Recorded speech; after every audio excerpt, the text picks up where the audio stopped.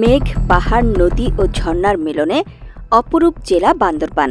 এসব নান্দনিক দৃশ্যে চোখ জুড়াতেই সারা দেশ থেকে পর্যটক আসেন এখানে।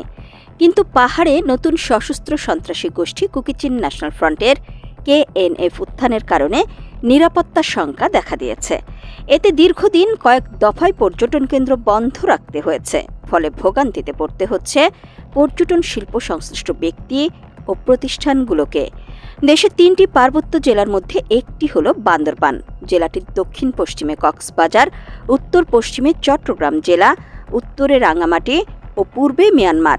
UNB নিউজের এক তথ্যে উঠে এসেছে, 2022 সালের 18 অক্টোবর থেকে রুমা ও রোয়াংছড়ি উপজেলায় অনির্দিষ্টকালের জন্য পর্যটক ভ্রমণে নিষেধাজ্ঞা আরোপ করে স্থানীয় প্রশাসন।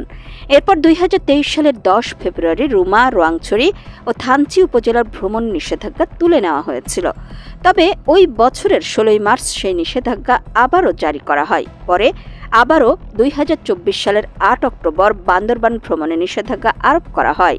এরপর 6 নভেম্বর জেলার 7টি উপজেলার মধ্যে 4 উপজেলায় ভ্রমণে নিষেধাজ্ঞা প্রত্যাহার করা হলেও 3 উপজেলা রুমা, রোয়াংছড়ি ও থানচিতে নিষেধাজ্ঞা বহাল রাখা হয়।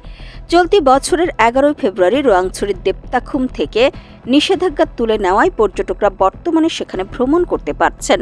2023 সালের 16 মার্চ থেকে 2 বছরেরও বেশি সময় বন্ধ থাকার পর চলতি 6 জুন থেকে রুমায় বগালেক পর্যন্ত এবং থানচিতে তুমা, তুঙ্গি ও তিন্দু পর্যন্ত ভ্রমণের অনুমতি দেওয়া হয়েছে।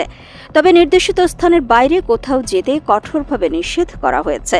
বান্দরবানের রুমা উপজেলায় KNF সংগঠনটি গড়ে উঠেছে। স্থানীয় বাসিন্দা ও ঢাকা বিশ্ববিদ্যালয়ের চারুকলা বিভাগের সাবেক শিক্ষার্থী নাথান বম সংগঠনটির প্রতিষ্ঠাতা। আইনশৃঙ্খলা বাহিনীগুলো এমন তথ্যই দিয়েছে। প্রথমে 2012 সালে কুকিচিন ডেভেলপমেন্ট অর্গানাইজেশনস KNDO নামে সংগঠন করেন তিনি।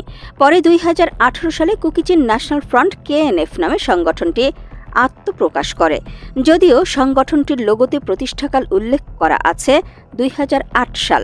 শুরুতে পার্বত্য চট্টগ্রাম আঞ্চলিক পরিষদের চেয়ারম্যান সন্তু লারমার JSS ও UPDF এর বিরুদ্ধে বিভিন্ন প্রতিবাদ করত তারা।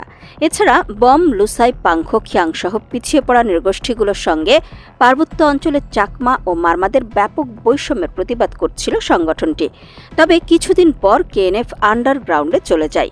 গোষ্ঠীটি বান্দরবানের রোয়াংছড়ি, রুমা, থানচি, লামা ও আলীকদম এবং রাঙামাটির বাঘাইছড়ি, বরকল, জুরাছড়ি ও বিলাইছড়ি সহ মোট 9টি উপজেলা নিয়ে আলাদা রাজ্যের দাবি করে। এমনকি কল্পিত রাজ্যটির মানচিত্রও তাদের পেজে আপলোড দেয় তারা। KNF এর দাবি, তাদের সামরিক শাখার শতাধিক সদস্য গেরিলা প্রশিক্ষণের জন্য মিয়ানমারের কাচিন প্রদেশে পাড়ি জমান বছর 3 আগে।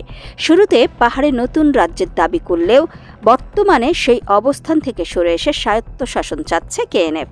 তবে জনসংহতি সমিতি JSS, আঞ্চলিক পরিষদ ও চাকমা বিদ্বেষের ক্ষেত্রে তাদের অবস্থানের কোনো পরিবর্তন হয়নি। তাদের মতে পাহাড়ে চাকমা কর্তৃত্ব চলমান রয়েছে। ফেসবুক পেজে ঘোষণা দিয়ে পার্বত্য চট্টগ্রামের সশস্ত্র গোষ্ঠী হিসেবে আত্মপ্রকাশ করেছিল KNF। এরপর থেকে চাঁদাবাজি, গুম, খুন ও অপহরণের মাধ্যমে পাহাড়কে অস্থিতিশীল করে তোলার অভিযোগ ওঠে তাদের বিরুদ্ধে। পরে সরকারের সঙ্গে শান্তি আলোচনায় বসার কথা থাকলেও 2024 সালে বান্দরবানের 2 উপজেলায় 17 ঘণ্টার ব্যবধানে 2 ব্যাংকের 3টি শাখায় ডাকাতি করে চাঞ্চল্য সৃষ্টি করে সশস্ত্র গোষ্ঠীটি। আত্মপ্রকাশের পর থেকে অন্তত 9টি বড় ধরনের সন্ত্রাসের ঘটনা ঘটায় KNF। একই বছর পাহাড়ের আরেক সশস্ত্র গোষ্ঠী UPDF গণতান্ত্রিকের সঙ্গে সংঘর্ষে রোয়াংছড়ি উপজেলার খামতাংপাড়া এলাকায় 8 জন ও রুমা উপজেলার মোয়ালপিপাড়ায় 1 জন নিহত হন। 2023 সালের 8 মে রোয়াংছড়ি উপজেলা পাইংখিয়ং পাড়া এলাকায় আওয়ামী লীগের একজন নেতা সহ বম জনগোষ্ঠীর 3 জন এবং 2023 সালের 22 মার্চ একই উপজেলার রামথার পাড়ায় থংচুল বম নামের এক কারবারিকে গুলি করে হত্যা করা হয়। 2022 সালের 21 জুন রাঙামাটির বিলাইছড়ির বড়থলি ইউনিয়নের সাইজাম পাড়ায় 3 ব্যক্তিকে গুলি করে হত্যা করে তারা। আইনশৃঙ্খলা বাহিনী অভিযানের সময় KNF এর অনেক সদস্য সীমান্ত পাড়ি দিয়ে ভারতের মিজোরামে চলে যান। এতে বম জাতিগোষ্ঠীর সাধারণ মানুষ পড়েন বিপাকে। এর সুযোগ নেয় KNF। তখন নতুন করে স্থানীয় জনগোষ্ঠীর যুবকদের তারা দলে ভেড়ায় বলে একাধিক সূত্রে জানা গেছে। 2023 সালে পাহাড়ে যৌথ অভিযানের সময় কেএনএফের 2 সদস্য ও কেএনএফের গুলিতে সশস্ত্র গ্রুপ মগ পার্টির 3 জন নিহত হন। একই বছরের 12 মার্চ দুপুরে কেএনএফের সশস্ত্র সদস্যদের গুলিতে বাংলাদেশ সেনাবাহিনীর master warrant officer Nazim Uddin গুলিবিদ্ধ হয়ে মারা যান এবং 2 জন সেনা সদস্য আহত হন। তার একদিন আগে থানচি থেকে কেএনএফ 12 জন নির্মাণ শ্রমিককে অপহরণ করে। তাদের মধ্যে একজন শ্রমিক গুলিবিদ্ধ হন এবং বাকিদের জিম্মি করে রাখা হয়। এ পর্যন্ত কেএনএফের 47,000-এর বেশি ইউনিফর্ম জব্দ করেছে আইন শৃঙ্খলা বাহিনী। গত এক মাসে কেএনএফের 1,979 জন সদস্যকে গ্রেফতার করা হয়েছে।